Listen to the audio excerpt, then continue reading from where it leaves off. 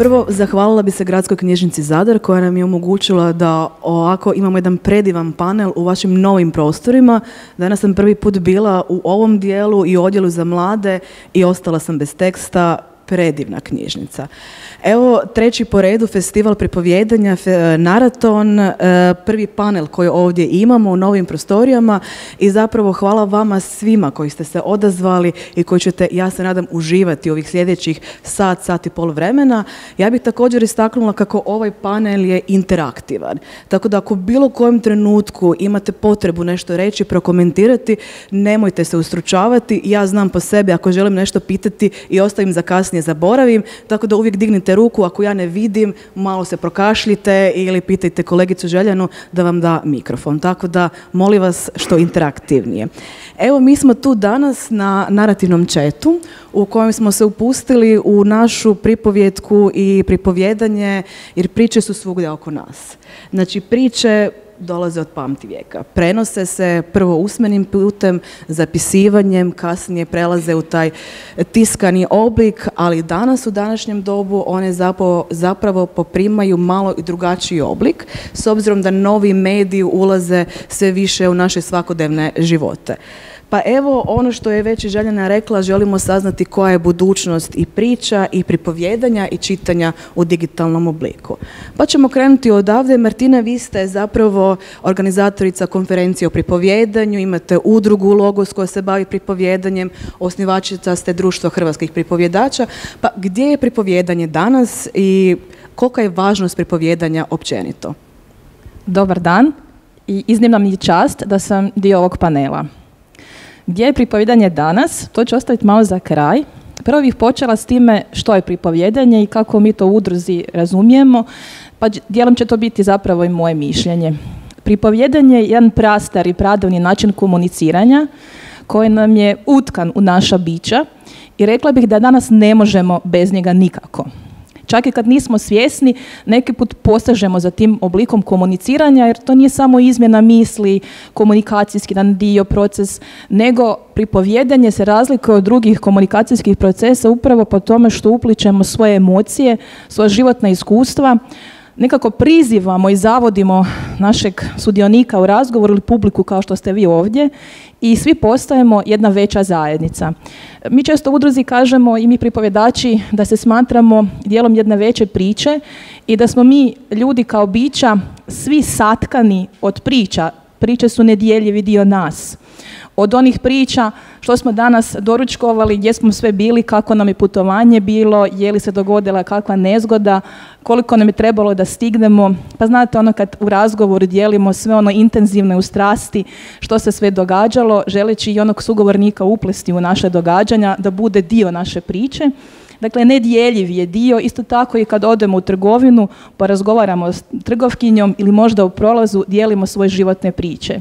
Zašto je pripovjedanje kao takav vid komunikacije važan? Zašto je on pradavni dio nas? Na taj način se osjećamo živima, osjećamo se dijelom zajednice. Ljudima je od pradavnih vremena bilo iznimno bitno da budu dio zajednice, jer je zajednica bila ta koja je ljude štitila od različitih nekakvih možda zala ili možda poteškoća, opasnosti životnih, opasnih životinja, loših hrana i tako dalje. Dakle, zajednica je bila oblik koji je omogućavala čovjeku da se razvija i da živi. Njegujući priče koje su bile mediji vjerovanja koje je zajednica dijelila, mudrosti, vještina, ideja, na taj način jedan vrlo posredan i jedan igralački čak način, zajednica je mogla doći u doticaj sa najvažnijim informacijama koje je toj zajednici omogućavalo da preživi, da živi, da prenosi znanja. Činilo im se, nije to sad nešto jako važno, nije to onaj naš školovani, docirani pristup, da je nekome jako teško dok se kroz priču posreduju znanja, informacije, nego prilikom pripovjedanja bivate upleteni u priču, niti ne znate, niti ne osjećate da će se tu dogoditi jedan važan kognitivni proces i spoznajni proces, nego tek kad priča završi osjećate se u jednom raspoloženju koji je onaj blizak i onom katarzičnom raspoloženju, dakle kad osjećate olakšanje, a istovremeno osjećate se dijelom zajednice, osjećate da ste dio u toj zajednici ostavili, osjećate se poistovjećeni s pripovjedačem, s onim koji govori. A u tome procesu pripovjedač nikad ne gubi ništa od sebe, nego u tom procesu koliko daje sebe, svojeg iskustva, koliko se ogoljuje, toliko natrag prima od publike. Pripovjedanje je danas neizostavni dio funkcioniranja, po mom mišljenju, i sve je veća potreba za time, s obzirom da smo, rekla bih, izgubili onaj humani dio. Često prolazimo jedni pored drugih, kao pored stvari. Ne osvrćemo se jedni na druge. Sve smo nekako površni, sve žurimo, sve je žurno, sve je hitno, ne stižemo zapravo ni živjeti. A pripovjedanje nam daje čvrstu strukturu, životnu strukturu koja je ukorijenjena u priči, tako da se možemo na nju čvrsto osloniti i živjeti punim plućima. Pripovjedanje nam zapravo daje jedan humanizirani pristup. Kada pogledamo unazad kako priče putuje, je li se ove pripovjedačke tehnike mijenjaju ili ostaju iste u ovom digitalnom dobu, pogotovo s obzirom da sve više i više priče prelazi na određene platforme i imamo mogućnosti slušati i gledati te priče? Prije svega moramo razlikovati, s obzirom da ne postoji bolji prijevod engleskog storytelling, pripovjedanje. Mi smo preveli i trudimo se, sada već je taj i termin dosta u upotrebi, dakle pripovjedanje. Pritom mislim na usmeno pripovjedanje. Ono pripovjedanje koje je najviše nalik pripovjedanju kao što je to nekada bilo, prije izuma pisma. Danas postoji, naravno, možda vam to prvo palo na pamet, pripovjedanje koje nalazimo u pisanom obliku, u knjigama, romanima i ostalim književnim žanrovima. Međutim, ja bih danas govorila više o onom usmenom pripovjedanju. U nedostatku bolje riječi, neki put trebamo reći upravo onaj predmetak, epitet prije toga, dakle usmeno pripovjedanje. Mijenja li se ta tehnika usmenoga pripovjedanja i kakav je njegov status danas? Pa ja se čvrsto zalažem da neke osnovne postavke ostaju nepromijenjene. A to su autentičan glas, mentalne slike i proživljenost samog pripovjedača koji usmeno pripovjeda. Mora li pripovjedač danas nešto malo promijeniti? Treba li se prilagoditi suvremenim težnjama? Naravno da da, jer je teško i nemoguće zaustaviti tehnološki napredak, digitalizaciju ovoga doba. Ali prije svega mislim da svaki usmeni pripovjedač treba pred sebe postaviti pitanje koja je moja svrha s ovom pričom, što želim ovime postići, što ću polučiti kod publike, što će publika osjetiti, koja je poruka koju šaljem. I naravno, praksa je pokazala, ako promatramo današnje usmene pripovjedače diljem svijeta, mnogi se prilagođavaju, pa u svoje pripovjedanje, usmeno pripovjedanje, uključuju i PowerPoint prezentacije, različite glazbe, bilo da su one nasnimane na kakvom snimaču, bilo da uključe kolege glazbenike, bilo da možda pokušavaju nekakvu interdisciplinarnost uplesti, pa također malo i koketiraju sa drugim umjetnostima. Naravno, rekli bismo, sve je to dopušteno ako ostvaruje svrhu. Vjerujem da svaki pripovjedač dobro poznaje svoju publiku, svoj način djelovanja i priču koju želi prenijeti, i ako je to u skladu s pričom, sa svrhom priče i porukom koju šalje, naravno da je dopušteno se poigrati i vidjeti koji još mediji možda mogu približiti pripovjedanje današnjoj publici. Iako moje je mišljenje da neki put možda i ne treba toliko toga, ne treba toliko težiti da se usmeno pripovjedanje koje je nalik na onom pradavnome baš pošto potom mora digitalizirati. Neki put, ako to prilike dozvole, možda je neki put dobro iznenaditi publiku onim usmenim pripovjedanjem gdje pripovjedač nema ništa drugo osim svoga glasa. Jer glas može biti jako zavodljiv i jedini pravi medij koji publiku upliče u priču. Dakle, svjedočila sam i svojim kolegama i drugim pripovjedačima koji stanu pred publiku bez ikakvih drugih pomagala osim svoga glasa. I svima se nama u publici koji to slušaju čini kao da su ponijeli sa sobom, ma ne znam kolika bogatstva tehnologije. Mi zajedno u toj priči i hodamo i plašimo se, i curi nam znoj s lica, i srce nam kuca, i borimo se s neprijateljem, na kraju izvojevamo pobjedu. Dakle, kao da smo u nekoj proširenoj stvarnosti, doista, ali bez drugih pomagala.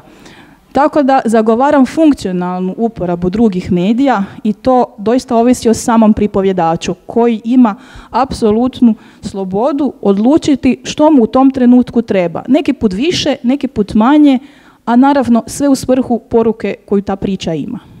Koje bi onda zapravo bili izazovi i prilike koje donosi digitalno doba upravo za ove tradicionalne oblike pripovjedanja poput usmenih priča i narodnih legendi? Pa mislim da nam je danas lakše upravo iz tog razloga jer možemo lakše doprijeti do većeg broja publike. Nekad, ako govorimo o davnim vremenima, je usmeno pripovjedanje i usmeno prenošena priča ovisila o maloj zajednici, geografsko uskom prostoru. Naravno, taj pripovjedač je mogao proputovati određene kilometre i pripovjedati široj zajednici. Ali danas nam upravo internetska tehnologija i svi drugi resursi koje imamo na raspolaganju omogućuju da tu priču koju autentično osjećamo kao svoju, kao pripovjedači, proširimo diljem kugle zemaljske. Da pronađemo publiku koju interesira baš moja priča negdje drugdje u svijetu. Dakle, to bih smatrala olakotnom okolnosti. Međutim, moramo vidjeti da se izvorna ideja usmenog pripovjedanja pritom ne izgubi. Treba dobro promisliti što se tim posredovanjem, tim novim medijima postiže, što se dobiva, a što se oduzima. I vjerujem da pripovjedač s iskustvom može to dobro procijeniti. Mene onako najviše zanima taj dio autentičnosti. To ste već spomenuli. Ponekad imam osjećaj da s obzirom pripovjedači i pripovjedačice imaju to i svoj vlastiti prostor u kojem prenose priču, u kojem nekako angažiraju publiku i postaju jedno s publikom. Taj nedostatak publike, evo sad imate, tu ste svi, onako vidite nas, možete se uključiti u priču, međutim prilikom tih platformi, kada gledate određenu priču, nedostaje taj trenutak povezivanja. I nekako mene osobno je možda čak i strah da će se izgubiti ta ljepota, autentičnost, povezivanja. Ne znam, možda pretjerujem, ali evo. Pa ne bih rekla da pretjerujete, ali moramo razlikovati te dvije stvari. Dakle, usmeno pripovjedanje je namijenjeno direktnoj komunikaciji s publikom. Evo ja sad pripovjedam na neki način i gledam vas u vaša lica, u oči i ostvarujem kontakt. Ako bih to radila preko neke internetske platforme gdje ja vas ne bih vidjela, nego bih razgovarala sa moderatoricom, taj bi kontakt bio izgubljen. I samo pripovjedanje bi bilo lišeno i atmosfere, osjećaja, vaše povratne reakcije i zapravo moje sposobnosti da improviziram, promijenim neke elemente priče, a da opet ona potka, ona struktura temeljna ostane sačuvana. Danas je vrlo popularno govoriti o autentičnosti i različite struke i područja govore o toj autentičnosti na različite načine. Nama pripovjedačima je autentičnost iznimno važna, temeljna kompetencija koju moramo imati. Pod tim podrazumijevam da bi pripovjedač morao priču osjetiti kao svoju. On mora na određenim mjestima svoje osjećaje vidjeti, iznijeti, ogoliti se, evocirati svoja životna iskustva koja nalikuju tim osjećajima, atmosferi, proživljenim iskustvima, kako bi priča koju iznese pred publikom izgledala da je to priča samog pripovjedača. Ne da izgleda kao da je to čitana priča, prepričana priča, izreferirana priča, nego se mora osjetiti i u tonu glasa, u boji, u koncepciji, u dinamici, u intonaciji, u onom neverbalnom dijelu da pripovjedač govori istinu, da govori o sebi, da govori o svojim osjećajima. I ako ta priča nije na taj način proživljena, ako pripovjedač nije prošao putovanje, suživot s pričom prije nastupa, ako taj suživot nije iznjedrio tu autentičnost, onda će publika, koliko god bila udaljena ili uživo, to čuti. Onda to neće biti dobar pripovjedni nastup, jer pripovjedač nije bio suživljen s tom pričom. Međutim, vješti pripovjedači iz našega kruga, koji su upoznati upravo s tim nedostacima, što s publikom kad ju ne vidite. Primjerice, ako je riječ o nekom podcastu gdje publike nema, a znamo da će publika to naknadno slušati. Pripovjedači iz našeg kruga onda služe se jednom tehnikom koja je iznjedrena iz čiste potrebe u ovom našem vremenu u kojem živimo, a to je opet oslanjanje na autentičnost koju svaki pripovjedač ima i koju istražuje i stalno njeguje, i oslanjanje na mentalne slike. Svaki pripovjedač ne memorira priču da je uči napamet, ne kazuje napamet, nego je on toliko osjeća kao svoju i razvija bogate mentalne slike. Te mentalne slike su nešto poput TV prijenosa. Dok pripovjedač iznosi bogatu mentalnu sliku, svaki član publike, bio on ovako blizu kao što ste vi ili na daljinu, preko nekog internetskog servisa, on može, ako je pripovjedač autentičan, vidjeti doslovno isto što pripovjedač vidi dok pripovjeda. O tome su napravljena znanstvena istraživanja, to je doista dokazano. To je takozvani mirroring efekt. Dakle, kao da gledate televiziju, koliko god bili udaljeni, vi ćete kod dobrog pripovjedača to čuti ako je ovaj kontakt očima, ako ne postoji način da se mi fizički povežemo, osjetimo, vidimo i tako dalje. Stoga vjerujem da je naš zadatak u budućnosti upravo njegovati tu autentičnost, razvoj mentalne slike, iskušavati internetske servise, digitalizaciju i sve ostalo što je sad pred nama, kako bismo svoju priču, svoju misiju o širenju priča koje moraju doprijeti do onih koji ju moraju čuti. Svaka priča ima svog krajnjeg korisnika. Svaka priča dotiče sve nas na određen način i priča jednostavno mora putovati. S obzirom kako je ta potreba velika, mi se kao pripovjedači moramo prilagoditi suvremenim procesima i naći najbolje načine da onaj izvorni način prenošenja priče ostane što više sačuvan. Hvala, Martina. Možda neko pitanje za Martinu? Ostavit ću za kasnije. Evo, hvala.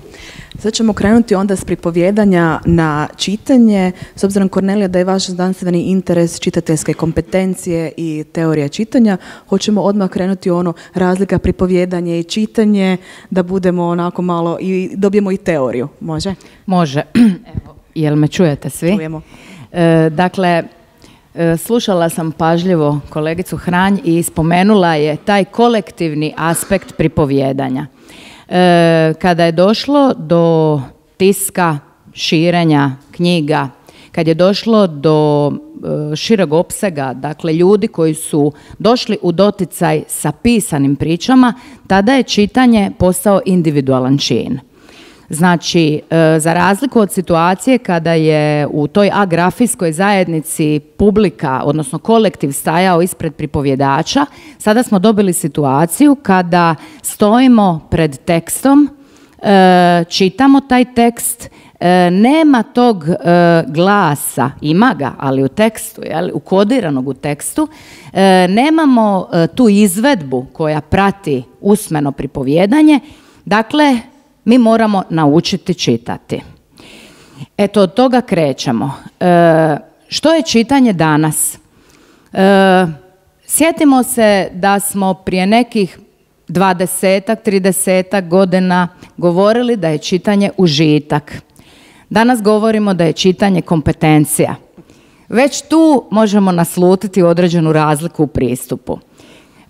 Dakle, potaknuta problemom nedovoljne razvijenosti čitateljskih kompetencija s kojima se susreću naši nastavnici hrvatskog jezika u osnovnim i srednjim školama, a počeli smo se već i mi na fakultetu s time, nažalost, susretati, privuklo me područje istraživanja čitanja.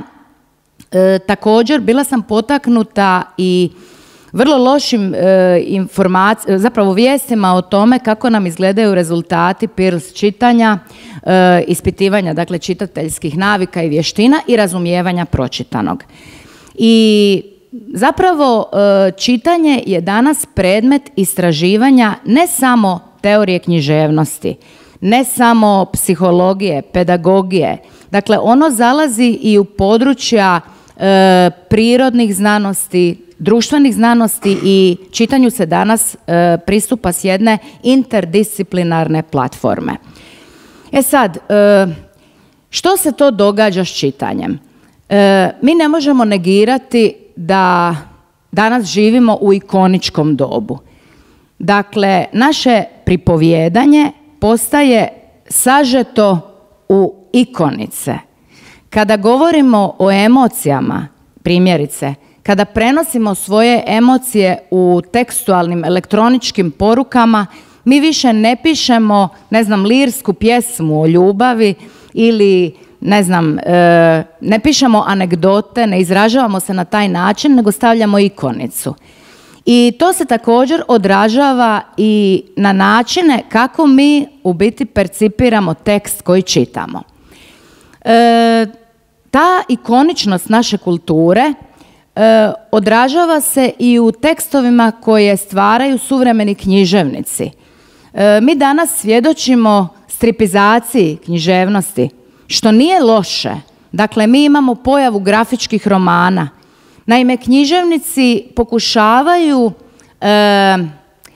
neću reći podilaziti toj kulturi, ali pokušavaju se približiti svojim čitateljima jer su itekako svjesni da se čitateljske vještine danas moraju razvijati jednim drugim načinom nego što se to radilo prije više desetljeća. Dakle, pri čitanju mi također moramo stvoriti mentalnu predodžbu teksta. Dakle, čitanje se u literaturi obično definira kao jedna vještina u kojoj mi moramo dekodirati određene znakove od razine grafema, slova, riječi, rečenica, teksta, ali i konteksta. E sad, imamo nekoliko vrsta čitanja prema literaturi, ima ih dosta, ali ja ću sve rezimirati na 4 tipa čitanja. Jedno je informacijsko čitanje, drugo je kognitivno čitanje, zatim imamo evazivno čitanje i literarno-estetsko čitanje. Dakle, najveći broj ljudi razvije vještinu informacijskog čitanja. To je vještina, recimo, kojom ćemo dekodirati recept u kuharici. Dakle, dobit ćemo informacije koje nam trebaju u tom trenutku i sadržaj toga teksta neće ulaziti u neko naše dugoročno pamćenje. Dalje imamo kognitivno čitanje. To je čitanje kroz koje tražimo određene spoznaje. Recimo, možemo čitati popularno znanstvenu literaturu kognitivnim čitanjem.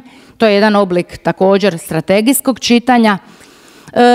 Dalje, evazivno čitanje karakteristično je za adolescente, kada adolescenti zapravo u čitanju traže određeni bijeg od svojih vlastitih problema i problema kojim se zapravo javljaju u toj razvojnoj fazi, i to je takozvana pojava gutanja knjiga. I na koncu, kao najviši stupanj razvijene vještine čitanja, imamo literarno-estetsko čitanje. Dakle, ta posljednja vještina danas je u određenoj krizi. Naime, literarno-estetsko čitanje podrazumijeva da čitatelj ne ulazi samo u sadržaj. Dakle, da se njegova mentalna slika ili mentalna predodžba teksta ne zadržava samo na fabuli, na motivima, onima koje može prepoznati u prvom onom sadržajnom motivskom sloju teksta, nego taj čitatelj osjeća već i estetsku dimenziju umjetnine. Dakle, on osjeća formu, on prepoznaje stilske figure, on razumije i dekodira metafore i simbole koje je književnik uključio u svoj tekst. E sad, da bismo došli do te najviše razine čitanja, mi moramo proći takozvanu književnu socijalizaciju. Književna socijalizacija počinje, nećete vjerovati, ali već od dojenačke dobi. Dakle, kada svojim studentima na kolegiju teorija čitanja i razvoj čitateljskih kompetencija djece i mladih, kada im govorim zašto trebaju doći na radionice u gradsku knjižnicu gdje naše vrijedne knjižničarke rade i s djecom predškolske dobi, onda im uvijek objašnjavam da zapravo sklonost prema čitanju započinje u emocionalnom i socijalnom okruženju koje podržava čitanje. Kada se radi sa najnižim dobnim skupinama, onda nam je upravo presudno pripovijedanje. Spomenut ću vam da je, recimo, psihoanalitičar Bruno Bettelheim, koji se bavio važnošću bajke u razvoju djece, da je isticao kako bajke djeci moramo upravo pričati, upravo pripovijedati. Čak je pripovjedanju davao prednost i u odnosu na ono čitanje, I naglašavao je da dijete nikada bajku neće na jednak način doživjeti ako je prima preko recimo medija kao što je neki vizualni medij, animirani film. Zato što u animiranom filmu dijete dobiva obradu bajke koju je napravio odrastao čovjek. A kada pričamo, kada pripovjedamo priču ili bajku, dijete koristi svoje vlastite resurse i razvija maštu, razvija sposobnost vizualizacije. Ta sposobnost vizualizacije bit će presudna u kasnijem razvoju čitanja i to ne samo literarno-estetskog, nego i svih ovih ostalih oblika koje sam nabrojala. Dakle, kada bih htjela rezimirati odgovor na pitanje gdje je čitanje danas, svakako ne možemo zatvoriti oči pred time da je čitanje, pogotovo čitanje književnosti u krizi. Imamo osjećaj da nikada više kvalitetnih tekstova nije nam dostupno, nije došlo pred nas, ali kao da svi nemamo dovoljno vremena da te tekstove pročitamo. Isto tako ne želim reći da je čitanje praksa koja je potpuno izumrla, da mi danas nemamo dobre čitatelje, imamo ih itekako, ali vrlo je važno poručiti društvu, poručiti cijeloj zajednici da na čitanju moramo svi raditi, da to više nije samo razumljiva aktivnost koju će djeca svladati tijekom obrazovanja, jer neće je svladati. Dakle, postoje mladi ljudi koji će završiti i osnovnu i srednju školu, postaće zreli ljudi i nakon toga više nikada neće uzeti knjigu u ruku. Nažalost, to je stvarnost. Dakle, svi ovi programi, pa i ovaj vaš festival Naraton, služe upravo tome da zajednici pružimo kompetentnu potporu, da osvijestimo naše zadatke, svako u svojoj struci na svome području, i da svi zajedno nastojimo upravo pojačati i poboljšati tu književnu, odnosno čitateljsku socijalizaciju mladih, pogotovo mladih, ali naravno i ostalih dobnih skupina. Mogu li sve ove različite platforme i aplikacije danas, da li oni mogu poticati čitanje i širenje pisane riječi i zapravo mogu li možda olakšati pristup književnim djelima i drugim tekstovima? Ovako, mislim da mogu. Imali smo situaciju za vrijeme pandemije kada je upravo došlo do, ja bih rekla, ekspanzije književnosti na mrežama.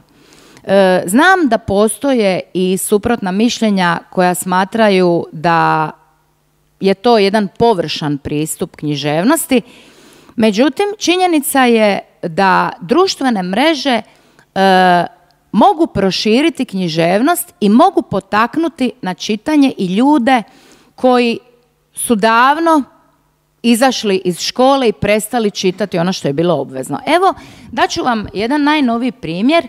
Nedavno je umro Danijel Dragojević, veliki suvremeni hrvatski pjesnik koji je živio poprilično samozatajno, nije davao nikakve izjave po medijima, nije dopuštao da se njegove zbirke tiskaju u više izdanja.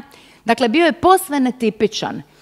Živio je suprotstavljajući se vremenu slike, vremenu medija, vremenu u kojem ako nešto nije na društvenim mrežama, to znači da ne postoji. Međutim, što se dogodilo? Gomila ljudi je na društvenim mrežama počela objavljivati pjesme Danijela Dragojevića. Mnogi ljudi prvi put su čuli za njega, prvi put su pročitali neku njegovu pjesmu. Mene je to osobno pozitivno iznenadilo, bez obzira što već dugo pratim različite blogove, doduše preko Facebooka uglavnom, gdje skupine entuzijasta prepisuju i šire poetske, prije svega poetske tekstove, bilo u stihovima, bilo u prozi. Također pratim i određene forume gdje se također širi i klasično pjesništvo i gdje ljudi pokušavaju sami prezentirati ono što stvaraju i slično. I mogu reći da taj način širenja književnosti ima određenu težinu, ali ne može se ostati na tome. Kako digitalizacija, odnosno kako te platforme utječu na književnost? Književnici ih također uključuju u svoje oblikovanje tekstova. Dakle, mi imamo, ne znam, pada mi na pamet proza Olje Savičević Ivančević koja je koristila SMS oblike u svojim prozama. Dakle, književnici su svjesni važnosti grafičkog oblika teksta. Slučaj vlastite pogibelji, sad mi pada na pamet našeg dragog prozaista Kristijana Novaka, dakle gdje se autor poigrava različitim tipovima grafema. Dakle, hoću reći, dolazi do jednog prožimanja kulture slike i kulture pisma. I dolazi do međudjelovanja i digitalnih platformi i književnosti. No, ono što mislim na čemu bi trebalo poraditi kako bi taj spoj jednoga i drugoga bio što sretniji, a to je da se u školama možda malo više poradi na medijskoj pismenosti. Dakle, da ne gledamo u medijima neprijatelja književnosti, neprijatelja estetike, neprijatelja literarnosti, ali da osvijestimo važnost kritičkog pristupa medijima i da naučimo u medijima prepoznavati ono što doista jest vrijedno i što može pripomoći širenju kvalitetne književnosti, a s druge strane što u medijima jest, pa ja bih rekla čak i određeno estetsko trovanje uma. Jer poznato je, svima ne moram navoditi primjere, znamo čemu su naši adolescenti danas izloženi. Međutim, da, jesam za širenje književnosti na medijima i kroz blogove i kroz platforme. Mislim da one mogu učiniti dobro. I još jedno zadnje pitanje za vas. Umjetna inteligencija, koliko može pomoći piscima i autorima u stvaranju boljih priča i razvoju likova s obzirom na nedavni slučaj kada je roman Tokijski toranj simpatija dobio nagradu. Nazvan je besprijekorno napisan roman, no sama autorica je priznala kako je veliki dio romana korišten pomoću umjetne inteligencije. Do kud to onda može ići? Hoćemo to smatrati književnošću ili možda književnost umjetne inteligencije? Tko je autor onda? Sve ovisi iz kojeg ćemo aspekta promatrati samog čovjeka. Dakle, mi već živimo danas u doba posthumanizma ili transhumanizma. Mislim da vam to nisu nepoznate riječi, nepoznati pojmovi. Ako ćemo gledati na književnost iz pozicije klasičnog humanizma, onda je nespojivo da tekst koji je napisala umjetna ili strojna inteligencija, kako se još naziva, da dobije nagradu na književnom natječaju. Ako ćemo gledati taj tekst kao produkt čovjeka koji više to i jednim dijelom nije, jer velike svoje funkcije predaje umjetnoj inteligenciji, onda ćemo to gledati kao jedan logičan rezultat vremena u kome živimo, u kome se mi danas svi na neki način oblikujemo, posredno ili neposredno. Bez da ulazimo u nekakve teorije zavjere, o čipovima i slično. Nećemo tamo, nećemo definitivno. Moje mišljenje o tome nije dobro. Dakle, ja želim da se razvijamo kao ljudi. Ja želim da razvijamo svoju ljudsku kreativnost. Želim da ipak čovjek dominira strojem, a ne obratno. I željela bih da se na književnim natječajima jasno razgraniči kriteriji. Hoćemo li davati nagrade nekom hibridu ili ćemo nagradu dati književnom tekstu. Bez obzira što znamo i iz teorije književnosti da je i sam književni tekst koji stvara čovjek zapravo proizvod nekih prošlih tekstova. Jel? Pitanje je još od Rolanda Bartha, pitanje je tko je autor književnog teksta. ali nasljeđe koje smo do sad imali ipak je bilo humano nasljeđe. Tako da tema je doista široka i može izazvati polemike i debate. Ja osobno o umjetnoj inteligenciji ne znam dovoljno, još uvijek ne znam dovoljno, ne znam njezine dosege, prema tome neću si uobraziti da mogu dati konkretan i točan odgovor na ovakvo jedno široko pitanje. Hvala. Pitanje za Korneliju. Je li to bilo dignuta ruka? Ne, pardon, ja se ispričavam. Izbjegavam slučaj. Evo, hvala. Sada ćemo krenuti na ono iskustveno pripovjedanje. Sanja, vi ste glumica i bavite se pripovjedanjem. Često spominjete kako su to dva različita medija, no oni su konstantno u dodiru. Što pripovjedanje znači za vas? Najprije, ovdje sam slušala gospođu Martinu i gospođu Korneliju i ustravila sam se zapravo sa spoznajom da su pripovjedači dinosauri. Mislim, mi se trudimo naravno, ja se šalim, ali moram reći jednu stvar. Najprije razmišljam se kad pročitam neku knjigu i onda idem u kino, a onda pogledam film i onda budem razočarana. Zato što ono što sam ja pročitala, to nisam vidjela na ekranu. To ide u prilog tome da svi gradimo svoje mentalne slike u glavi kad nešto pročitamo, kad nas nešto impresionira. I sigurna sam da smo svi razočarani nakon pročitane knjige. I to bi nam trebalo biti dobar znak i povod da čitamo više. Pripovjedači čitaju, moraju čitati da bi obogaćivali svoj vokabular, da bi, s obzirom da smo pripovjedači, znači mi volimo pričati i želimo pričati što bolje, želimo biti što jasniji, što direktniji, da ta poruka koju mi kroz priču vama nosimo, da bude što jasnija, da je shvatite, da posadimo neko sjeme u vašim, ako ne glavama, onda srcima ili već u tim nekim prostorima gdje se to sadi, u grudima junačkim. Zašto sam ja postala pripovjedač? Ja mislim da sam ja uvijek bila pripovjedač, samo nisam znala da se to tako zove.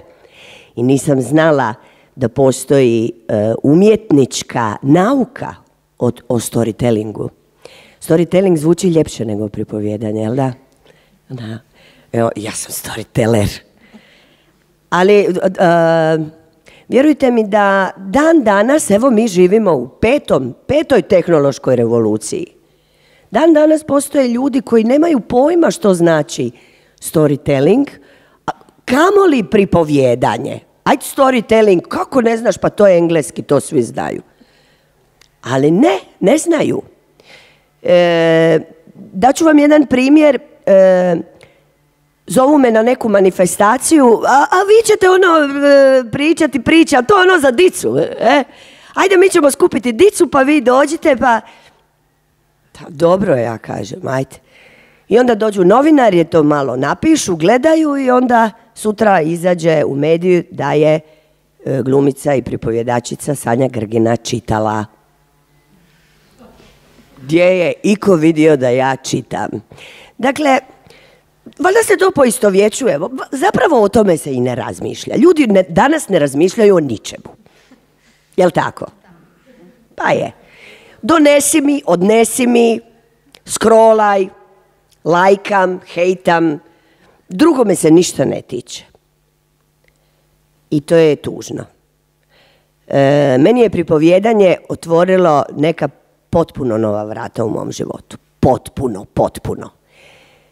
Dakle, sve što sam razmišljala o životu, o sebi, o ljudima oko sebe, o situacijama u koje ulazim, u moje porijeklo, u moj DNK, sve mi se nekako promijenilo. Odnosno gledam iz nekih drugih kuteva.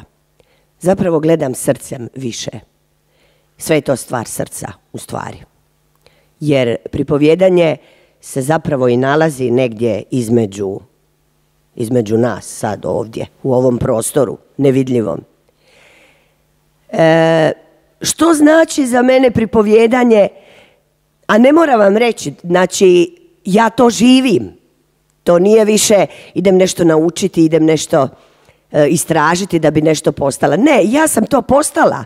Ja to jesam, ja to živim, ja to svugdje govorim i govorim tako zdušno i srčano i strastveno jer želim da se to prelije na vas. Želim da vi to osjetite, želim vas inficirati, da budete bolesni. Jer je današnje vrijeme bolesno.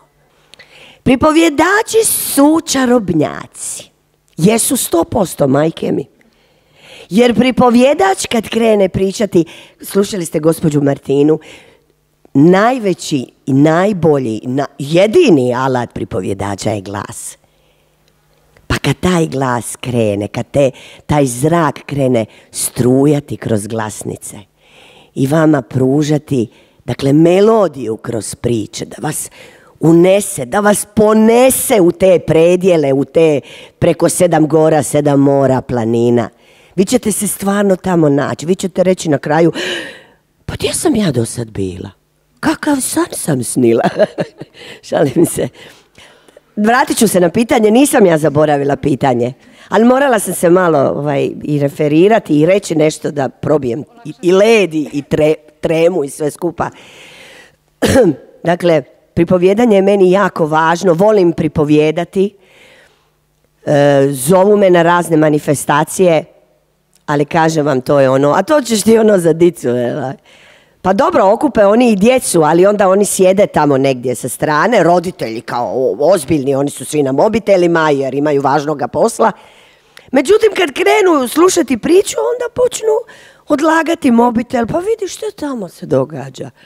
Pa što ona ono vidi, daj čuj ovo. I tako nekako se i oni interesiraju. I onda da stvar bude na kraju još smješnija, onda oni meni kažu, a znate, vi bi trebali još ovakvoga, znate, vi bi trebali doći, vi bi trebali, pa da, trebala bi, pa zovite me. Da, mi ćemo vas zvati. I onda me niko ne zove. Htjela sam reći još jednu tužnu stvar. Rekla sam da su djeca zanemarena. Jesu. I žao mi je. Moja su djeca velika. Ja imam unuku. Dobro, ona ima 7 godina. I bojim se za njeno psihičko zdravlje. Zaista se bojim. Ona je sad krenula u 1. osnovne. I sve manje ima vremena. Eto.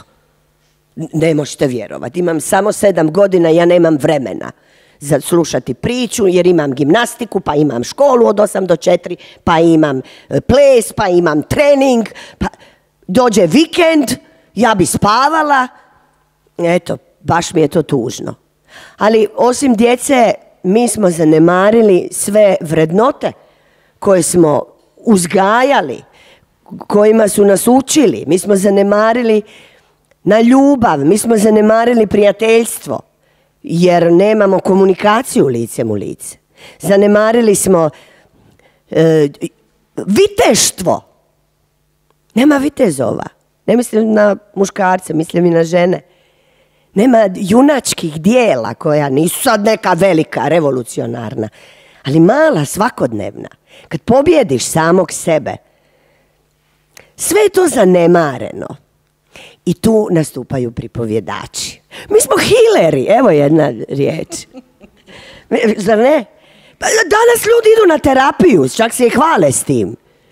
Ja pijem ovo, idem kod psihijatrice kod ove, meni treba terapija. Pa pripovjedanje je terapija, postoji i terapeutsko pripovjedanje. Možda ćemo kod ovih farmakologa u farmaciji imati jedan svoj dio, kako se kaže? Na recept. Na recept, pripovjedanje na recept, daj, pa ćemo ići po kućama. Nije ni to loše. Priča za po doma. Dobro zvuči. Jedna važna stvar je, kad pričamo o pripovjedaču kao čarobnjaku, kao terapeutu, kao iscijelitelju, znate, pripovjedači imaju jedan poseban prostor u koji zalazi kad je fasciniran pričom i kad ga priča ponese. Taj prostor se zove, naravno, prostor slobode, jer bez slobode ne možemo biti kreativni. To je prostor u kojem je bezgranična mogućnost stvaranja. I to su sad umjetničke sfere o kojima ja vama pričam, ali pripovjedač kad uđe u taj prostor, on zaista uzleti poput ptice. I to je činjenica. I on odozgo gleda prema dolje i vidi bolje i vidi šire. I zna što je potrebno i koju poruku treba poslati. Jer je osjeća. Ja bih samo htjela reći da postoji program u Engleskoj koji se zove Books on Prescription, u kojem se stvarno može dobiti na preporuku liječnika knjiga. I 300 knjižnica je, pa evo, ako želite program, možda novi u Gradskoj knjižnici Zadar, sada će preporučiti umjesto Anaksa koja će, vi ćete to, koja je najbolja knjiga. Znači, kad bi djeca pronašla malo vremena u njihovom rasporedu, pozvali vas, tehnike koje koristite za pripovijedanje, s obzirom da određeni pripovjedači i pripovjedačice uvijek koriste fenjere, uvijek koriste recimo marame, lučice i tako dalje, što je sa novim tehnikama, što je sa novim medijskim sadržajem? Vi ste bili na Organ Festu, tamo ste kombinirali i glazbu i vizuale. Hoćemo li to trebati još više ukomponirati u cijelu pripovjedačku scenu? Jel nam to treba? Dakle, svaki umjetnik koji se bavi, bilo pripovjedanjem, govorimo o umjetnosti u svim sferama, mu je dopušteno da uzima što hoće, uzima umjetnost. Umjetnost je stvorena da se fuzira. Umjetnost nije savršena. Ona traži savršenstvo, ali neće pronaći nikad, ona je toga svjesna. I zašto bi je pronašla? Jer kad bi je pronašla, što ćemo raditi dalje? Di ćemo? Evo, gotovo, ja sam savršena. Mogu u mirovinu. Čemu? Znači, ja kako slikari rade? Pobogu, naslikaju sliku pa onda režu ilustracije pa prilijepe na tu sliku, pa je još osvijetle s nečim, pa puste neku glazbu pa malo hejzera, naprave neku ludu umjetnost. Zašto ne?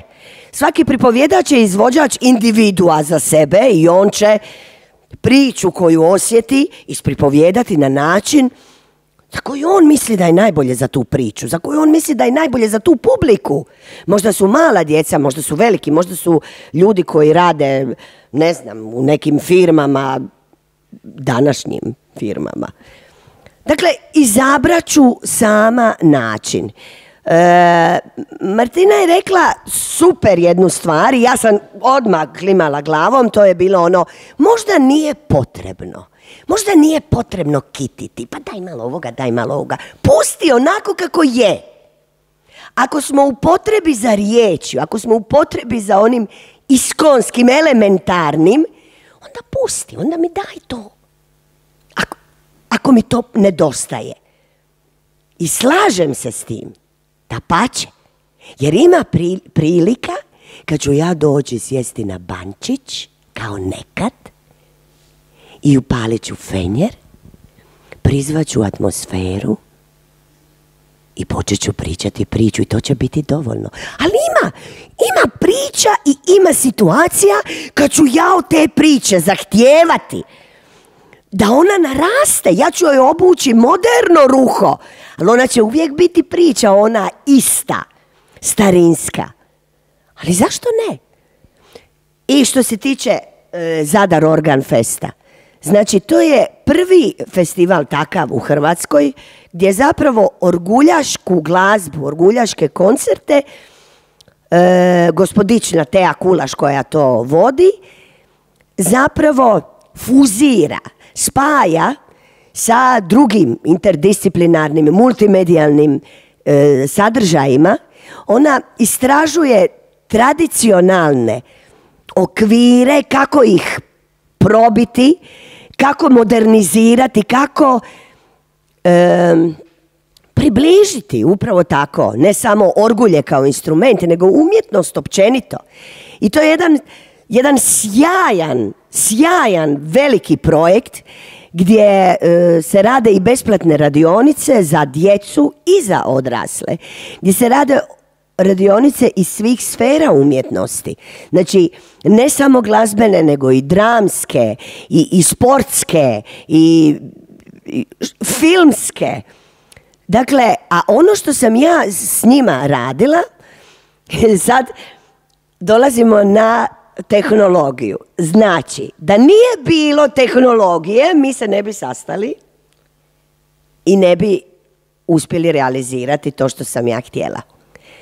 Dakle, 2 Grka, 1 Poljakinja i 2 Hrvatice na Zoomu. Odlično. Odlično. Super, spasilo nas. A nije bila korona. Nego samo živimo daleko, jel? I oni su saslušali moju, eto, ingenioznu ideju o jednoj legendi, značete sigurno, to je svjetska priča. Nema čovjeka na zemaljskoj kugli koji nije čuo za ženu Tuljan.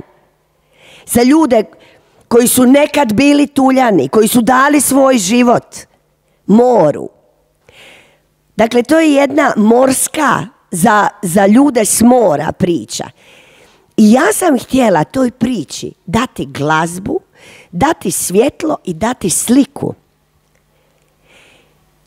Nakon što sam ja njima preko Zooma ispripovjedala tu priču, ljudi su krenuli svak u svojoj sferi, krenuli su istraživati što bi mogli dati za tu priču.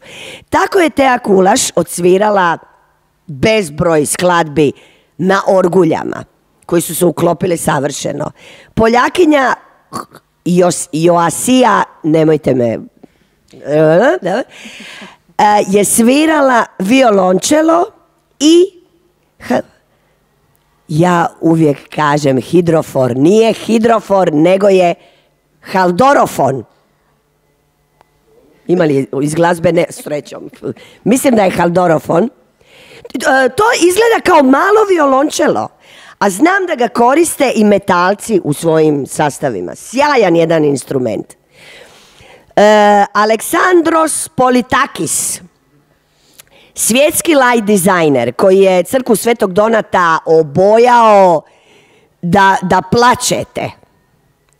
I Hristos Tolis koji je zapravo ton majstor i radi nekako, doktore, dobar dan, izvolite, ne, dobro, i radi, to se zove digitalno mapiranje. Znači, publika u crkvi Svetog Donata, tamo smo i to izveli, imala je priliku gledati i film i biti u moru i u svim tim bojama, možete misliti kako je unutrašnjost Donata izgledala, slušati čudesnu glazbu i slušati pripovjedača koji priča tu priču. To smo izveli i u magazinu Soli u Pagu. To je isto bilo fascinantno. Zapravo, recepcija publike je bila fascinantna. I ljudi ne znaju kad vam kaže to će biti pripovjedanje jedne priče. Pojma nemaju što će sad očekivati. Na koncu ljudi su, a što da vam kažem, plakali, nisu plakali zbog mene, plakali su zbog tragedije u toj priči što se dogodila, ali znači da smo mi uspjeli dirnuti te strune njihove tu, to što imamo. Uspjeli su se zaživiti, ući u priču, ne samo uz pomoć naracije, već i kompletnog doživljaja koji je, oni su bili ko na drogama. A i mi isto. Nećemo te riječi spominjati, hvala. Dobro. Bili smo na infuziji. Umjetnost. Takve fuzije, tako raditi u umjetnosti, živiti, za mene je izazov uvijek. Ja sam inače glumica, dakle glumim predstave za odrasle, glumim predstave za djecu, ja sam pripovjedačica, ja sam i lutkarica, znači poznam i taj medij, transfer djetetu priči, odraslom priči putem lutke i tako dalje. I ja ću vam sad nešto ovako reći. Ja sam 30 godina, evo službeno, sad ovo proljeće, 30 godina u kazalištu lutaka. Bili smo u Jazinama, znači, Martina, nećeš znati, to je jedna derutna zgrada iz koje smo naravno konačno izašli jer se počela raditi nova i tako dalje. Znači, i onda i danas ljudi kažu, ma čekaj, to ono kazalište, ono za dicu, to je, ne idem ti ja više, znaš, zato što, nemam više malu dicu. Čekaj, jel ti ono plaću primaš tamo? Dan danas je isto. Dakle, ja ne znam na koji način ljude naučiti da postoji teatar, da su unutra glumci, djelatnici, ljudi koji primaju plaću za svoju umjetnost, za ono što rade. I kad će ljudi, na primjer, evo ja ću sad iskoristiti ovaj prostor i moram reći, dakle, kazalište lutaka Zadar, koje egzistira već 70 godina, koje je bio na vrhu, evropskom vrhu lutkarstva hrvatskog, ljudi dan danas misle da mi radimo predstave za djecu. I onda ne idu zato što nemaju malu djecu pa ih je sram doći u kazalište lutaka. A kamoli za pripovijedanje? Čim kažete priče, ljudi kažu, a to su priče za djecu. Kao da ne postoji priče za odrasle. A i priče za djecu su priče za odrasle. I Crven kapica je priča za odrasle. Evo, što mislite koji Crven kapica? Pa nije ona neka mala beba. Pitaćemo publiku. Kakav odgovor. Kako privući što više ljudi u kazalište lutaka? A ja ne znam. Imamo Facebook, imamo sve, Instagram, imamo. Svi se kunu da su na tim. Molim? TikTok? Možda je upravo u tome problem. Snapchat? Evo ga, našli smo. Našli smo problem. A da počnemo opet lijepiti plakate? Možda. Evo ga. Pitanje za Sanju, prijedlog, suradnja, jer neko možda se bavi novim digitalnim medijima, pa možda nekakva suradnja. To ćete onda kasnije, ne ovako javno. To ćemo kasnije. Može. Mogu li ja svoju želju iznijeti? Može. Ono što je meni želja. Može. Ja bih voljela nastupati u nekom klubu. Klub, netko može suradnja sa klubom. Klubu gdje ljudi izađu, piju pivo, vino i ja pripovijedam priče. U tom dimu. Pa čini se... Komičari možete i vi. Pripovjedač je stand-up. To je stand-up izvedba, točno. Mlađa generacija koja ide u noćne klube. Jel bi vi to slušali? Jel bi vi došli? Gotama više nema, to je bilo kad sam ja izlazila vani. Nema? Nema. Ima guma. Eto ga. Mali stage, neki na klaviru. Dobro. I ja pričam priče za odrasle, hoćete erotske? Ja bi to voljela. I voljela bi da ovaj festival, Naraton, za 5, 6, 7 godina bude veliki međunarodni festival gdje će doći strani storytelleri, gdje će nam prenijeti svoja iskustva, gdje ćemo čuti njihove priče. To bi bilo sjajno. I vidimo ovdje takvu gužvu, pomamu za ulaznicama. Je li ima karta viška? Polako, smiri se Sanja, polako. Prvo noćni klub, erotske priče, pa onda dolazi međunarodna publika, s obzirom da ćemo onda na TikTok, Snapchat sve to prenijeti, pa će se proširiti. Korak po korak. Ali sviđa mi se ovaj plan. Kasnije onda razgovarajte sa Sanjom u vezi striptiz. Da. Pazite što će ona napisati sitnim slovima u ugovoru o suradnji. Vidim ja da je to krenulo, gdje je krenulo. Hvala, Sanja. Molim, hvala tebi. Sad idemo na onaj baš umjetna inteligencija. Vlatka, vi ste nam spoj obrazovanja i umjetne inteligencije. Pa kakvo je trenutačno stanje umjetne inteligencije? Toliko smo svi, čitamo članke, umjetna inteligencija će preuzeti sve naše poslove. Stalno strahujemo, sve negativne posljedice, ponekad je i nešto i pozitivno, ali uglavnom nas svi plaše, gotovo je. Umjetna inteligencija preuzima svaki aspekt našeg života. Moram reći za početak, mislim da bi mi bilo gore, osim da sam bila prva, najgore možda poslije gospođe Sanje govoriti, ali pogotovo što nisam iz ovog nekog kruga pripovjedača, javnih govornika, dolazim iz IT svijeta gdje je više idemo prema konkretnom, idemo optimizirati naš put da što prije dođemo do dobrog rezultata. Tako da nemojte se ljutiti ako se malo izgubim i podržite me, eto tako. Ono što sad me je možda malo i strah nakon svega ovih kritika zagovara tehnologija, ali tehnologija je tu, umjetna inteligencija je goruća tema i jednostavno mislim da nema gore nego pokušavati izbjeći teme, u obrazovanju zabraniti umjetnu inteligenciju, nego svakako je uvijek puno bolji put obrazovanje, pripremiti se i vidjeti što možemo pozitivno izvući iz nje i pripaziti na nekakve možda zamke koje definitivno postoje i zato je na neki način, osim što su ljudi prepoznali prednosti, prepoznali su i te neke etičke dileme koje bez rasprave postoje, ali mislim da je jednostavno na cjelokupnoj zajednici da svako da svoj doprinos, jer nisu samo developeri u tom lancu proizvodnje umjetne inteligencije, nego moramo uključiti i ostale sudionike. Da, umjetna inteligencija je definitivno goruća tema s razlogom, zato što je sad u ovom trenutku, ne sad baš u ovom, nego unatrag nekoliko godina, a posebno nakon što je stavljen u produkciju ChatGPT, ljudi su vidjeli bezgranične mogućnosti, brz napredak, inovacija, ali ono što smo svi primijetili da se dotiče gotovo svakog segmenta našeg društva, ima primjenu gotovo svim sektorima i industriji. Tako da definitivno trebamo razgovarati o tome, a i u kontekstu obrazovanja, ono što ste spomenuli. Da.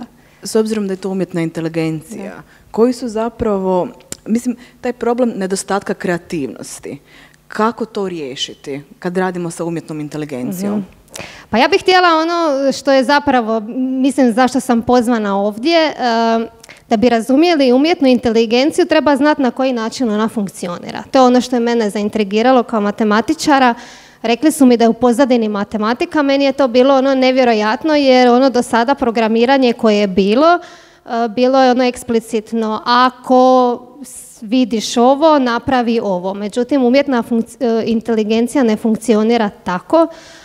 Glavna grana umjetne inteligencije je strojno učenje, ono što ste spomenuli kao strojna inteligencija. Tu je zapravo riječ o niz algoritama koji računalu daju na neki način recept, instrukcije kako na velikom skupu podataka koje mi prikažemo u obliku brojeva i onda pomoću matematičkih operacija idemo naučiti računalo da na neki način funkcionira kao ljudski mozak, kao kad dijete od 3 godine učimo da prepozna određenu životinju ili imenuje, na isti način učimo i računalo i kad računalo dođe do nekog rezultata, idemo provjeriti njegovu točnost. Ako nismo zadovoljni s onim kako je on reproducirao ono što smo mi htjeli da nauči, idemo ponovo u taj proces.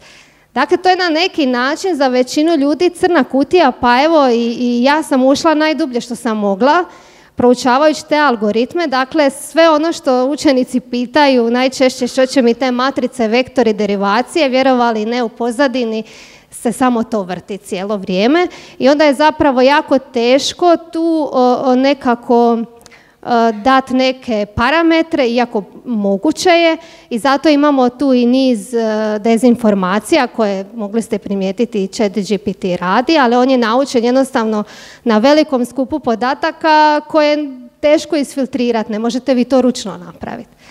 Tako da što se tiče i te kreativnosti, kad vidite sad kako umjetna inteligencija funkcionira, jasno vam je zašto ona ima određena ograničenja.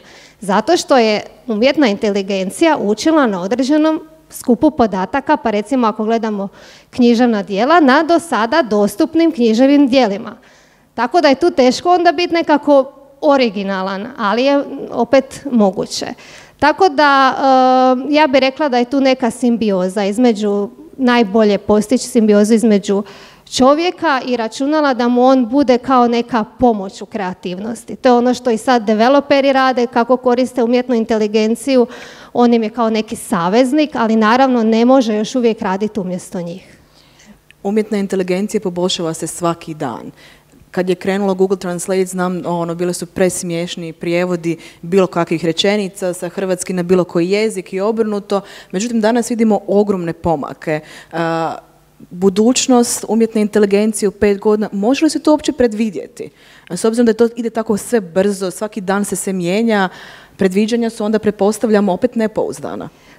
Teško je stvarno predvidjeti. Ja prije 3 godine kad sam krenula u svijet umjetne inteligencije, pa čak i netko iz IT svijeta ko nije bio u tom području bi me pitao o čemu se tu radi, zašto to učiš, kako to funkcionira. A evo sad smo došli u situaciju da ja gostujem na otvaranju Naratona pripovjedanja koje svakako podržavam i dalje smatram da je temelj čitalačka pismenost bez koje ne možemo ništa. Ali eto, koliko je to napredovalo unutar 3 godine. Vi kad čitate članak koji je vezan uz umjetnu inteligenciju, ne da morate pogledati iz koje godine da bi bio relevantan, nego iz kojeg mjeseca. Jer doslovno, evo sad pogotovo nakon što je stavljen u produkciju GPT serija, ne možemo vjerovati što je računalo u stanju proizvesti. Tu se onda i vrti taj dio i etičkih pitanja, da. S obzirom da nekoliko svjetskih poznatih spisatelja čak se pobunilo jer upravo ChatGPT koristi njihova djela za kreiranje. Etičke nijanse, etička pitanja u tom pogledu, pogotovo kad govorimo o obrazovanju, pripovjedanju i čitanju. Možemo li to ograničiti? Na koji način? Trebamo li? Možda nisam prava osoba za odgovoriti na to pitanje. Mislim da to ne može jedna osoba. To treba biti konsenzus. Ljudi koji su na neki način i plaćeni za to. Evo, mene sad veseli što sam vidjela da je i Europska unija izdala etičke smjernice za obrazovanje, gdje zapravo, mislim da i učiteljima tu sad treba neki dati input, kako pristupiti tome svemu, jer se zapravo svi boje, misle ja ne znam kako to u pozadini funkcionira, ni ne moraš znat. Ako ti netko kaže, kod odabira alata moraš pripaziti na sigurnost, moraš pripaziti na transparentnost, sve ono što bi zapravo moglo poći po krivu, da daš učiteljima neke natuknice, pa onda i neke ideje kako koristiti koji alat, jer vidimo i sami od zabrane nema ništa. Vi kad uđete jednom u svijet privatnika, pa i bilo koji drugi poslovni svijet, dolazi do sasvim suprotnih zadataka koje smo imali u školi. To je prvenstveno rješavanje problema. I vama nitko na vašem poslu neće braniti da uzmete ChatGPT i da vam on olakša vaš problem, da dođete brže do problema, jer poslodavcu uvijek u interesu da vi što kraće radite. Tako da, i djeca nemaju više vremena. Da, i oni su zauzeti, tako da i djeci. Mislim da definitivno kao neki digitalni asistent to bi bila neka prva prednost koju ja vidim, jer radila sam dugo u obrazovanju.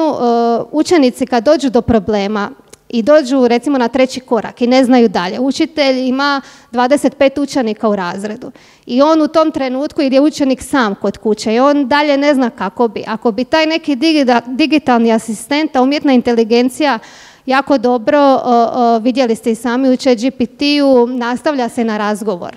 Ako mu učitelj recimo pripremi kao nekakav tijek rješavanja problema i ako učenik zapne i ako bi mu on olakšao situaciju da nastavi dalje, da ne odustane, onda je to definitivno prednost. Eto, kao što ja na poslu, ako zapnem, pitam kolegu, ako kolega ne zna, onda pitam naravno ChatGPT.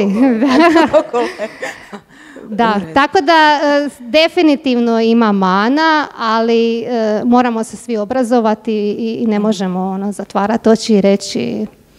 Mislim, u posljednje vrijeme, s obzirom na korištenje četa, jako puno i završnih i diplomskih radova, mislim da su malo korišteni uz njihovu pomoć. Možda bi u tom smjeru trebalo ići prepoznavanja. Postoji li mogućnost Postoji, da. A možda bi trebalo i nekako regulirati, evo ovo što ste imali, ovaj primjer, nisam znala za to, da je taj pisac dobio nagradu, možda regulirati u kojem postotku smijem koristiti umjetnu inteligenciju. Ja ju koristim da mi ispravi gramatičke greške, jer uvijek postoji mogućnost kad pišem e-mail da sam pogriješila, pa zašto ne? Ili recimo ako pisac napiše književno djelo, da mu on možda to formulira u nekom drugom stilu. Pa da vidi jednostavno u kojem smjeru to ide. Teško je sad tu odrediti tko je pravi autor, je li to sad 5% da si koristio umjetnu inteligenciju, jesi koristio za sažetak, za provjeru gramatike ili da ti da ideju. To opet možemo pitati ChatGPT, da on sam odredi, pa ćemo vidjeti kako. Da. Definitivno ćemo se svi morati prilagoditi, pa i školstvo koje je malo tu tromo. Znamo kako ide proces pisanja udžbenika, da učitelji jednostavno vole kako su navikli raditi, da tako to ide i dalje, ali sad kad postoje ovi alati, vi teško možete tu kontrolirati na taj način i studente, učenike, onda morate osmisliti neki drugi pristup poučavanju. Znači opet kreativnost. Tako je, i učitelji moraju biti sad kreativni. U redu. Hvala. Kao i uvijek, naravno. Hvala. Pitanje ili ćete pitati ChatGPT? Aha, ne, pitat ćete, može. Okay. Dobar dan svima, ja sam Martina Drage-Ivanović sa Odjela za informacijske znanosti i upravo ovome o čemu ste vi zapravo sada pričali, naravno da postoje i svjesni smo prednosti i nedostataka, ali ovdje ću ipak sad morat malo u kontekstu ovog naše teme kojom se danas bavi, moram nešto ipak napomenuti, a to je da koliko studenti manje pišu samostalno, znači ukoliko koriste druge alate, njihove kompetencije su zapravo čitalačke i pismene sve slabije. Konkretno, ja nemam više pismene ispite. Ja sam odlučila ne imati pismene ispite, ja sam odlučila imati sve usmene ispite. Ja vam ne mogu opisati sa kojim problemima se susrećem. Pa da, evo tu su moji studenti pa znaju kada mi kažu molim vas nemojte mi pričati u buletima. Molim vas pišite mi priču. A to je upravo ovo što ste vi danas govorili ovdje i zato sam nekako tek sada se uključila u raspravu zato što sam željela zapravo čuti vaše stajalište. Ali oni gube sposobnost razgovora, a kamoli pripovjedanja. Ali ja mislim da to nije umjetna inteligencija bila ta neka prekretnica. Mislim, ja sam u obrazovanju bila preko 10 godina, učenik vam u matematičkom tekstu ne može, pitaju samo jer moram napisati objašnjenje kad izračuna nešto, pa napiši da vidim da ti to stvarno razumiješ. Dakle, to nije sad proisteklo samo iz umjetne inteligencije. To je tehnologija općenito. Ja samo se sad nadovezam na ovo što ste vidjeli, ali to sa pisanjem završnih diplomskih radova, to sad bi mogli pričati jako drugo, seminara i svega. Prepisivalo se i prije, samo što je sad otišlo malo. Na drugu stranu postoje neki alati koje mi koristimo i slično. Međutim, ono što mene zbilja zabrinjava to da generacije koje sada dolaze nemaju više koncentracije uopće poslušati jednu priču. Znate, mi sad i priča se i stalno se to istražuje, se to na način kako se to mijenja, što je zapravo utjecalo i to, ali problem je pažnje. Veliki problem, zapravo to je, mislim, nešto što čemu mi svi možemo ovdje razgovarati o tome kako na to utjecati. Jer pazite, da vi poslušate jednu priču, vi morate biti koncentrirani, vi morate slušati, vi morate stvarati svoje slike. A za to je pitanje da li će generacije koje sada dolaze, kako ćemo ih mi pripremiti da budu dio tog našeg pripovjednog miljeja, kruga kojeg mi želimo da nam budu. Ne?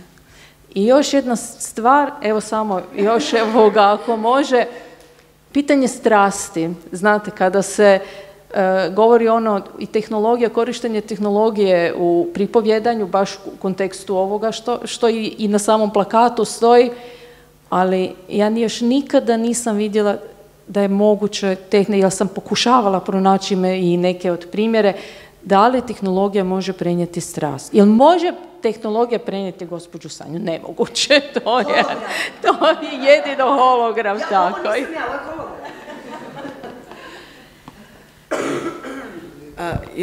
Ja sam prvo uvjerena da ove studentice sigurno ne koriste ChatGPT, one na usmenom super odgovaraju, jel tako? Odlično.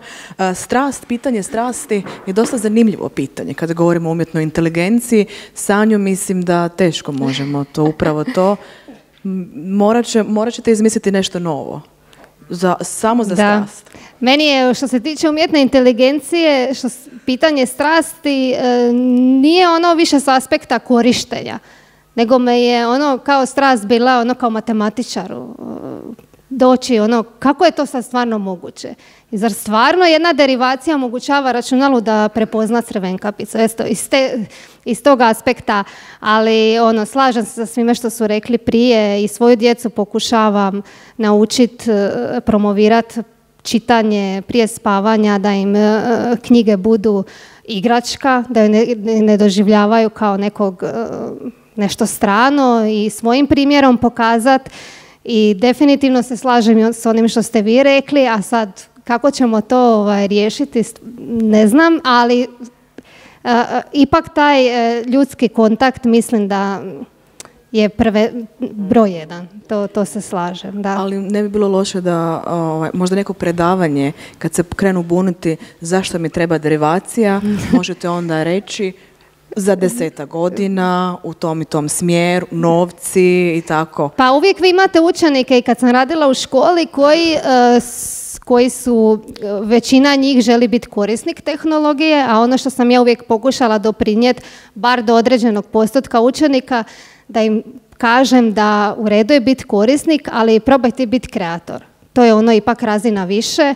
Pa onda kad vi vidite u nekom djetetu da ga zanima matematika ili informatika, onda kažete evo postoji neki drugi svijet, pa možda se neko zainteresira jer to je sad ipak, sad to sve zanima, pa kad vide neku primjenu definitivno će im biti lakše možda i učiti. Eto, to je ono što slažem se i nedostaje u obrazovanju, vidjeti primjenu. Mislim da ovo što se tiče koncentracije je problem, generalni problem i ne znam iskreno kako promijeniti. Možda netko zna način, ali nekako nisam previše optimistična za nove buduće generacije, jer evo nemaju ni vremena ni 5 minuta poslušati priču. Pa možda evo recimo primjer korištenja tehnologije, mi kažemo našoj kćeri, ajde da joj kažemo, ajde napiši neki sastav, ajme ne, to je dosadno, to je za domaću zadaću, to je to oni percipiraju kao školska obaveza. A kad joj kažemo, ajde daj uputaj ChatGPT-u da ti on napiše neku priču. Pa onako kad su neke skromne upute, onda vidi da je i njegov sastav onako dosta skroman i onda tu krene ta neka kreativnost. Pa svakako onda se nadopunjuje. Idem to proširiti, idem probati vizualizirati, animirati. Eto, ja na taj način sa svojom djecom koristim tehnologiju, da im pobude tu neku strast možda. Eto, super, da. Super. Šećer na kraju. Znači, baš sam se zamislio nešto. Dobro, ok. Tehnički prvoborac i jedan renesansni tip. Sad, vaš stav prema umjetnoj inteligenciji?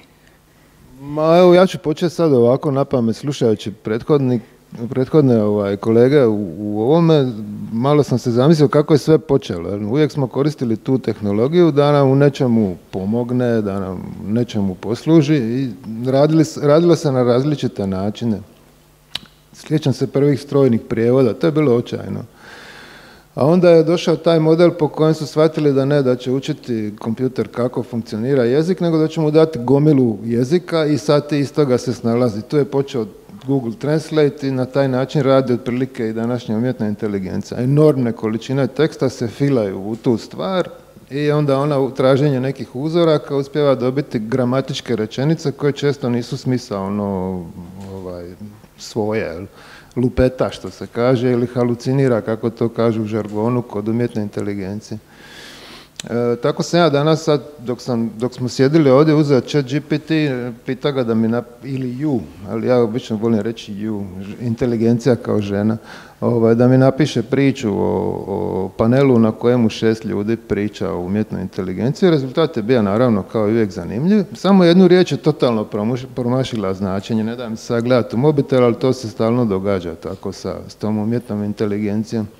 Znači, postoje, za svrhu ove priče volio bi da se držimo više naracije, teksta, pripovjedanja i to. Znači, u osnovi svega je taj tekst. Bio on pričan, govoren ili ovako zabilježen. Znači, umjetnu inteligenciju se filalo ogromnim količinama teksta, enormnim. Što god je bilo digitalno, upucalo se i ajde sad ti po tome ori kopaj. I zato nije loša u prijevodu, jer se ogromne količine teksta jednog jezika kad se usporede s ogromnim količinama teksta drugog jezika, onda je puno lakše naći te obrazce, zadržati nekakve gramatičke strukture i tako dalje. I to nas je dovelo do toga da je to počeo biti koristan alat. Onda se on počeo manifestirati u drugim nekim medijima, kao video koji strahovito eksplodira. Ne znam, Ivane, pratiš li ti video umjetne inteligencije, ali u zadnjih godinu dana se dogodio nevjerojatan pomak, zadnjih dana što više. Video je počeo biti strašno upotrebljiv, kojega generira umjetna inteligencija. Ja, osim što sam se bavio tekstom, bavio sam se često crtam, grafičar sam, oblikujem stvari, eksperimentiram već par godina s tom umjetnom inteligencijom kao pomagalom pri crtanju. Još ništa nisam iskoristio. Jedan plakat sam napravio za ovo predavanje neki dan od Guardiana o umjetnoj inteligenciji u knjižničarstvu uz pomoć umjetne inteligencije, ali to je sve korisnije, sve bliže je tu. I sad slušajući sve jutros, mislim da kreacije tu još uvijek nema, postoji samo ta neka slučajnost kad umjetna inteligencija ispali nešto i to ti se može učiniti zgodno pa će ti to pomoći da nešto kreiraš. Ali općenito jako je opasno vrijeme trenutno.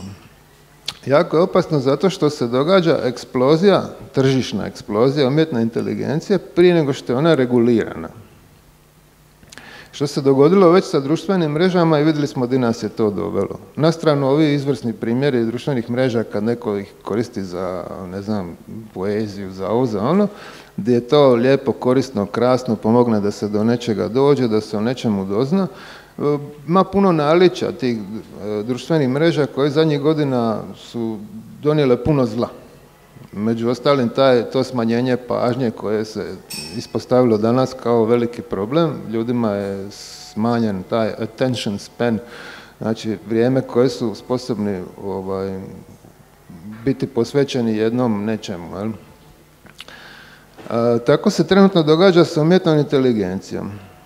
Cijene čipova, cijene dionica firmi koje rade čipove su eksplodirale. Sad, prošli tjedan je premašen svaka najoptimističnija prognoza zarade Nvidia kao glavnog proizvođača čipova. Njihova vrijednost na burzi je otišla nepamćeno. I što se događa? Europa je nešto sitno regulirala, Amerika je nešto krenula regulirati, ali hello, ima tu još puno igrača. I kad je nešto dospjelo u privatne ruke, kao što smo čuli, privatnik ne čeka, on hoće riješiti problem, on hoće gurniti proizvod i sad će se u narednih par mjeseci početi događati grozne stvari sa umjetnom inteligencijom. Prije će je zloupotrijebiti nego što ćemo je korisno upotrijebiti, kao što se već do sad pokazalo na svim novim nereguliranim tehnologijama i svim novim nereguliranim područjima. Ovo će biti jako teško regulirati. Nećete vi moći nekoga uvatiti ko je prepisivao elementarna zloupotreba umjetne inteligencije. Niti ćete moći uvatiti nekoga ko je puno perfidnije, puno dublje, puno šire iskoristio mogućnosti koje mu je taj alat pružio. Tako da se nalazimo u jednom jako opasnom vremenu, a koristi će biti fenomenalnih, a bit će i problema. Godinama pratim tehnologije, kako se koja razvija, što je koja donijela, ova je do sada, nije me ništa toliko zaintrigiralo zadnjih 20 godina koliko ovo. Možda ćemo je naučiti da divani, sve je spremno. Postoji sintetizirani glas, postoji proizvedeni tekst, kao što je ovaj što sam ja malo prije dobio o nama, onako neki improvizirani. Postoje već digitalni asistenti koji su već na mobitelima 10 godina, ovisno koju platformu koristi, već odavno može koristiti glasovne asistente, ovo ono.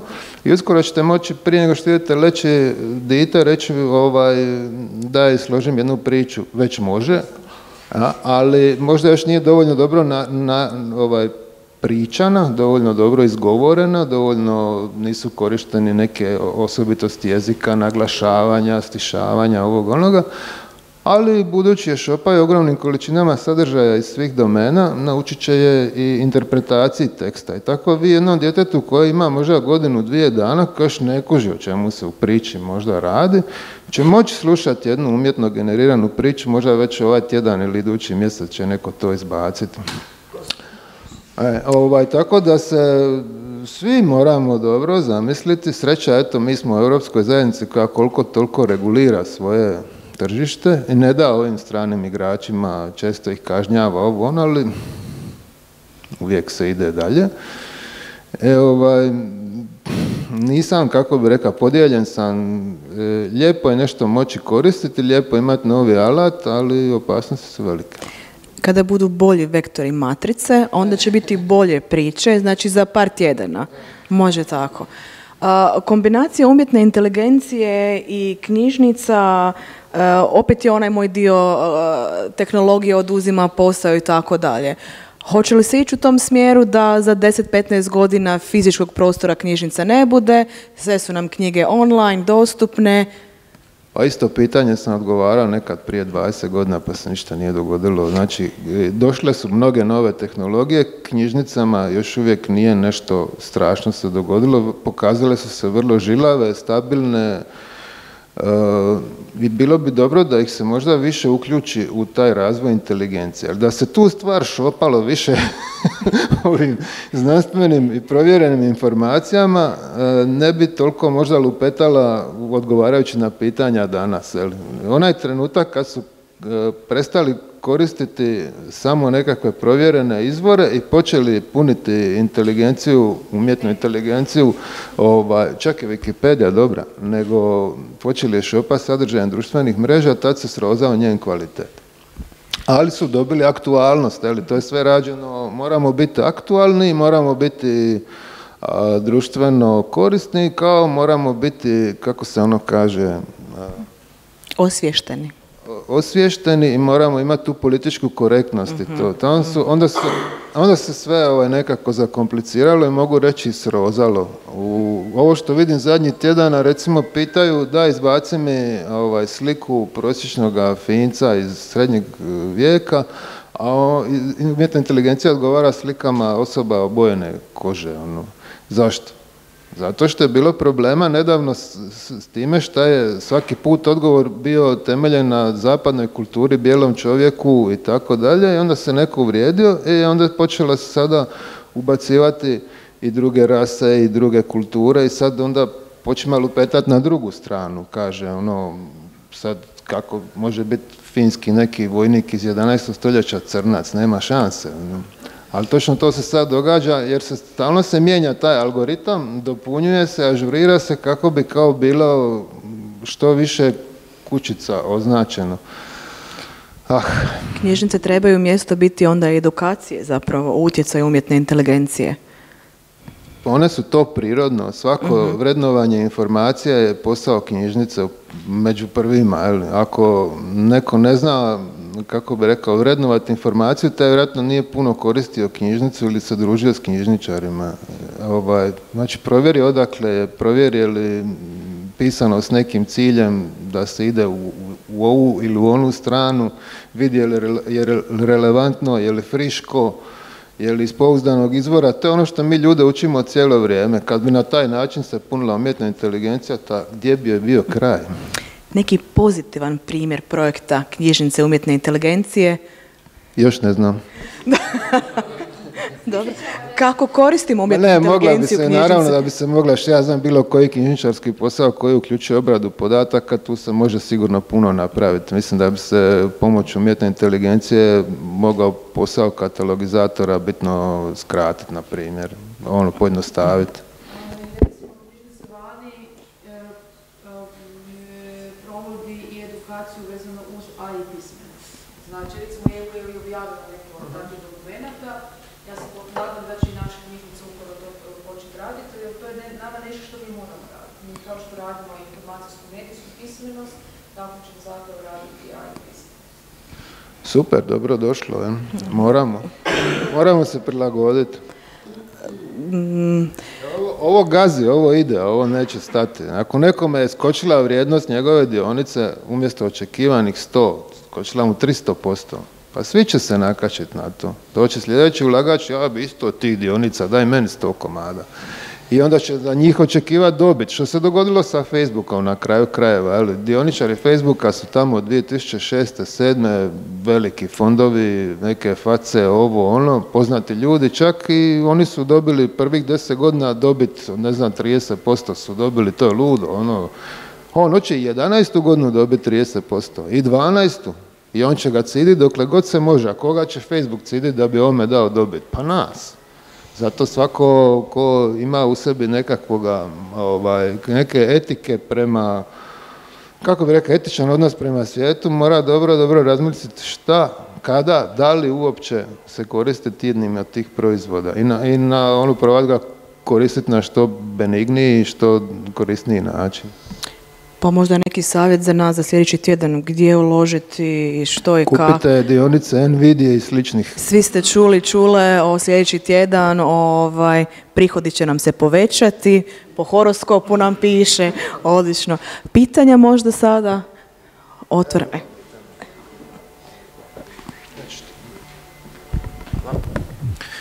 Dobar dan, ja sam Petar Knez, drago mi je i imam za vas pitanje, znači rekli ste grafičar, to je jedno umjetničko područje koje se bavi stvaranjem, slično kao pripovijedanje, glazba i zanima me, znači da ste imali ovu umjetnu inteligenciju u samom početku vaše karijere, da li mislite da bi vam pomogla ili bi vas na neki način malo zatupila, zato jer ne biste znači proveli to ogromno vrijeme koje svi stvaratelji provode istraživajući, pronalazeći nove stvari, nego biste imali jako brzo rješenje, a to je samo utipkat kako neku atmosferu stvoriti. Odlično pitanje i hvala vam na njemu, što bi rekao ovaj ministar zdravstva. Ja sam počeo slučajno, ali sam bio obrazovan u povijesti umjetnosti. Znači, moje struke su povijest umjetnosti, engleski i zatim knjižničarstvo. Ja sam godinama crtao, ali nisam nikad bio mislio da mogu ikome to pokazati, jer sam bio užasno samokritičan. Onda kad se ispostavilo da je to dobro, onda sam tek se otvorio i počeo to pokazivati. Danas to radim normalno i prirodno mi je trenutno shvaćati samog sebe kao kreativca. Da sam imao taj alat, ja bi dolazio brže možda do cilja, ali ne bi prošao taj postupak obrazovanja i nekog vrednovanja koje dobivaš kroz interakciju sa prvo, kako bi rekao, prvo se uspoređuješ teoretski, onda se počinješ i praktično uspoređivati s nekim. I to bi mi, jako skratilo put, ali ja ne bi ništa znao. Ja ovako znam koju god liniju namjestim, koju god kadar napravim, nije bez razloga. Nije ovaj vizual naratona, nije ovakav zato što sam ne znam šta. Konzultirao se s umjetnom inteligencijom, nisam. Koristio sam svoju glupost, svoju inteligenciju i u nekome za godinu dana ću možda koristiti i umjetnu inteligenciju, ali opet samo kao alat. Konkretno ja za sebe govorim sada.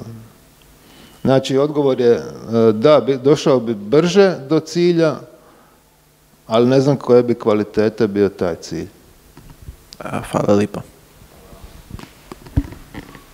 I još neka ruka u zraku.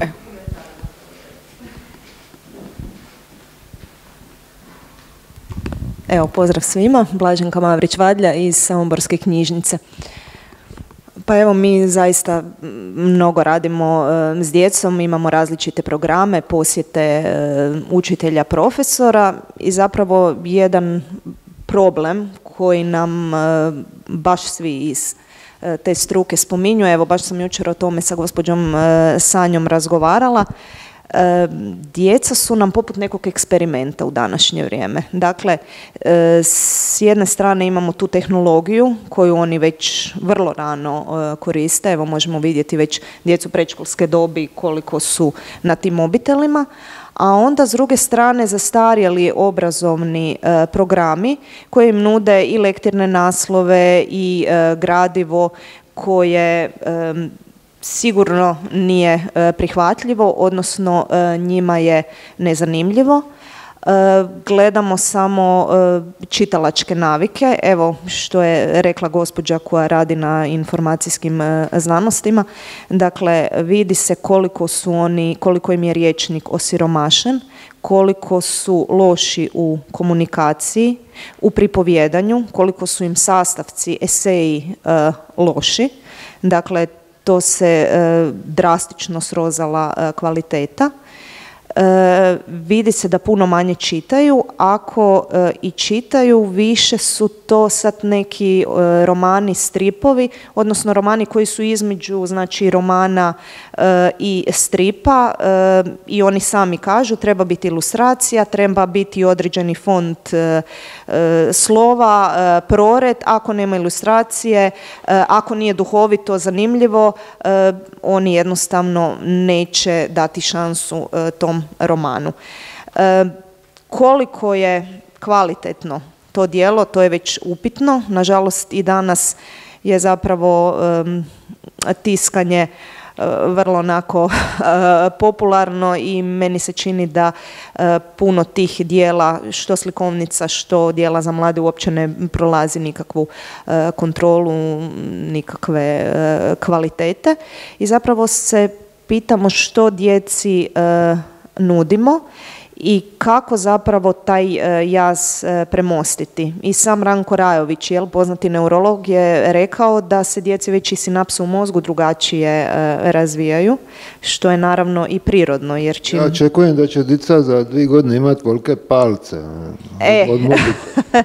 I sam hvat olovke je već drugačiji jer su oni naviknuti na upotrebu miša. I sad kako zapravo pomiriti to, ajmo reći, zastarjeli obrazovni sustav, zastarjele lektirne naslove i ovo sve novo.